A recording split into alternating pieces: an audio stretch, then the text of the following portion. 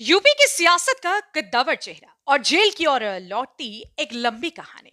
Pan card मामले में आजम खान और उनके बेटे को 7 साल की सजा।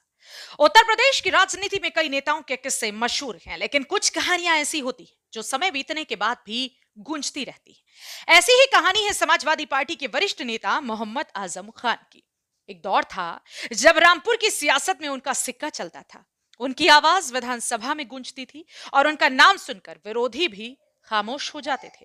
लेकिन वक्त बदलता है, राजनीति भी बदलती है और कभी कभी मुकदमे और आरोप किसी भी शिखर को धाराशायी करने के लिए काफी होते हैं। आज वही आजम खान जो कभी सत्ता की राजनीति का एक बेहतरीन खिलाड़ी माने जाते थे, पैन कार्ड फर्जीवाड़ा मामले में अपने बेटे अब्दुल्ला आजम के साथ 7 साल की कैद की सजा का सामना कर रहे हैं। अदालत ने दोनों को दोषी ठहराते हुए जेल भेज दिया है।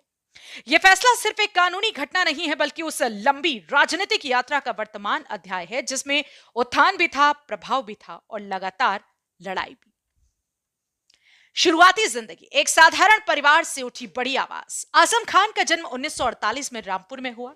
परिवार मध्यम वर्गीय था, लेकिन शिक्षा उनके घर में एक अहम स्तंभ थी। उन्होंने रामपुर और आसपास के स्कूलों में पढ़ाई की और छात्र जीवन से ही उनमें नेतृत्व की चमक दिखाई देने लगी। बाद में वे अलीगढ़ मुस्लिम यूनिवर्सिटी पहुंचे और यही वो जगह थी जहां उनकी राजनीति का वास्तविक जन्म हुआ।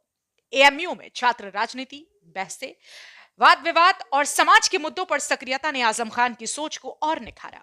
वे छात्र संघ के सचिव बने, छात्र आंदोलनों में हिस्सा लिया और धीरे धीरे लोगों के बीच पहचान बनानी शुरू की। उनकी राजनीति गरीबों, मजदूरों और हाशिए पर खड़े समुदायों की आवाज उठाने से शुरू हुई। यही वो दौर था जब उन्होंने रामपुर के बुनकरों, रिक्शा चालकों और मजदूरों के लिए आंदोलन खड़े किए। इससे उनकी छवि एक जुझारू और संघर्षशील नेता की बनने लगी। चुनावी राजनीति में प्रवेश और लगातार जीत। 1980 में पहली बार उन्होंने रामपुर विधानसभा सीट से चुनाव लड़ा और जीत गए। इसके बाद आजम खान ने पीछे मुड़कर नहीं देखा।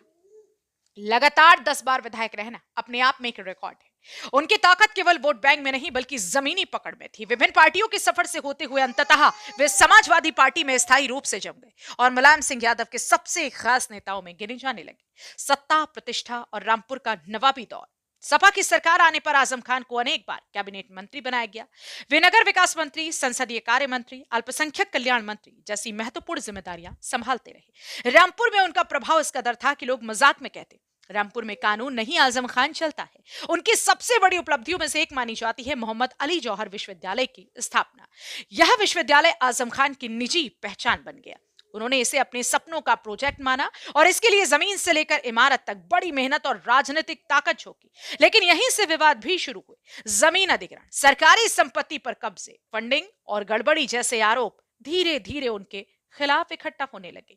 कानूनी जाल में फंसते कदम। 2017 के बाद आजम खान के खिलाफ दर्ज मुकदमों की संख्या तेजी से बढ़ने लगी। कुछ मामलों में राजनीतिक बदले की भावना के आरोप लगे, तो कुछ मामलों में जांच एजेंसियों ने गंभीरता दिखाई। उन पर जमीन कब्जा, भ्रष्टाचार, अवैध निर्माण, भड़काऊ भाषण, विश्वविद्यालय की जमीन से जुड़े विवाद, सरकारी किताबें और यहां तक बकरियां चोरी करने तक के केस दर्ज हुए। इन सब के बीच 2022 में उन्हें पहली बड़ी सजा मिली और वे विधायक पद से अयोग्य करार दे दिए गए।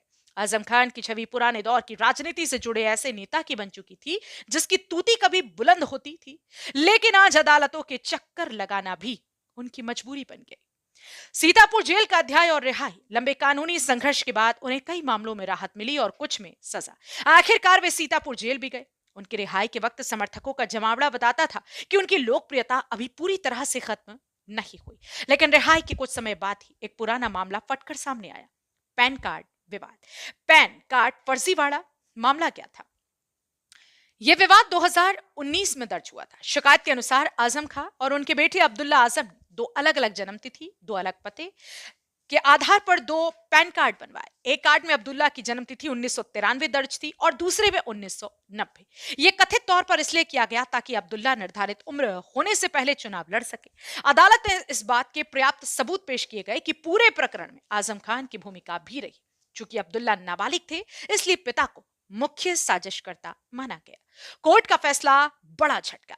रामपुर की विशेष एमपी एमएलए कोर्ट ने दोनों को 7-7 साल कैद, जुर्माना और धारा 420, 467, 468, 471 और 120 बी के तहत गंभीर अपराध करार दिया। फैसला सुनते ही कोर्ट परिसर में भारी सुरक्षा व्यवस्था रही और दोनों को वहीं से हिरासत में लेकर जेल भेज दिया गया। यह फैसला आजम खान की राजनीतिक यात्रा में एक बड़ा मोड़ है, क्योंकि ऐसी सजा न सिर्फ चुनाव लड़ने पर रोक लगाती है, बल्कि भविष्य में राजनीतिक पुनर्जीवन की राह भी मुश्किल कर देती है। राजनीतिक असर, एसपी के लिए भी चुनौती। समाजवादी पार्टी के लिए आजम खान सिर्फ एक नेता नहीं, बल्कि मुस्लिम समाज में सबसे मजबूत चेहरा रही। उनकी सजा से पार्टी के रणनीतिक समीकरण, रामपुर की राजनीति और मुस्लिम वोट बैंक पर असर पड़ना तय माना जा रहा है। अब्दुल्ला आजम को भी सजा मिलने से पारिवारिक उत्तराधिकारी वाला विकल्प भी कमजोर पड़ा है। जनता के बीच कैसी प्रतिक्रिया? रामपुर में आज भी दो तरह की आवाजें सुनाई देती हैं। समर्थक कहते हैं ये राजनीति से प्रेरित मामला है, आजम खान को निशाना बनाया जा रहा है। विरोधी कहते हैं कानून सबके लिए बराबर है। इतने साल से जिन आरोपों से बचते रहे, अब सच्चाई सामने आ गई है। सच्चाई चाहे जो भी हो, पर यह फैसला रामपुर की राजनीति और आजम खान की विरासत दोनों को गहराई से प्रभावित करने वाला है। क्या यह आजम खान की राजनीति का अंत है? यह सबसे बड़ा सवाल है। आजम खान एक जुझारू नेता रहे हैं। उन्होंने कभी राजनीतिक हार को अंत नहीं माना, लेकिन उम्र, स्वास्थ्य, लगातार केस और अब 7 साल की सजा, ये सब मिलकर उनके भविष्य को धुंधला जरूर कर रही है। हो सकता है उनके वकील ऊपरी अदालत में अपील करें, हो सकता है कि उन्हें अंतरिम राहत भी मिले, लेकिन फिलहाल तस्वीर यह कहती है कि यूपी की सियासत का एक बड़ा चेहरा सलाखों के पीछे है और कहानी का यह अध्याय काफी कड़वा है।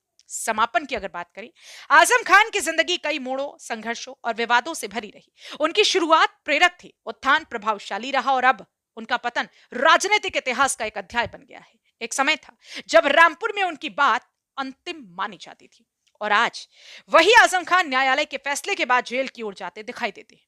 सियासत का सफर हमेशा चमकदार नहीं होता, कभी आसमान छूती है, कभी जमीन पर ला देती है। आजम खान की कहानी इसका सबसे बड़ा उदाहरण है।